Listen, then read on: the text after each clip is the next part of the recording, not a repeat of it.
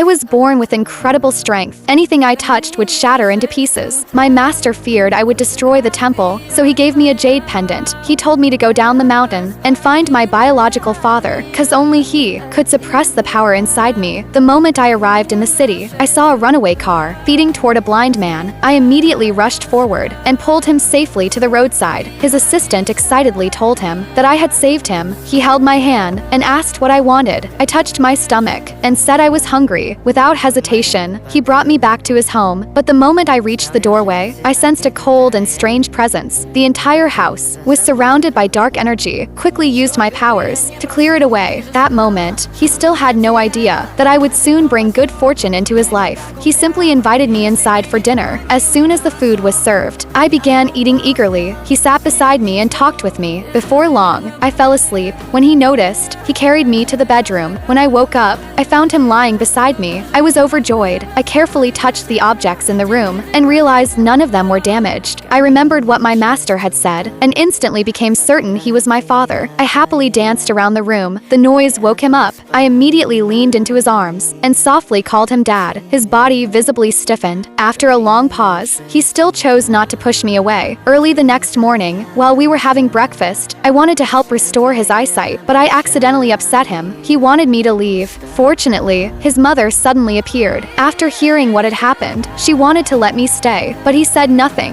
and quietly left the house. Later, I learned that 5 years earlier, his wife and child had gone missing in an accident. From that day on, he lived in deep sorrow until he eventually lost his eyesight. He believed he brought misfortune to others and didn't want to drag me into his pain. I went to his company to tell him who I really was and help restore his vision, but he refused to believe me. Even so, I still walked up to him and gently placed my hand over his eyes. The next second, a golden light slowly appeared. When he opened his eyes again, he could finally see the world once more. His eyes instantly turned red with emotion.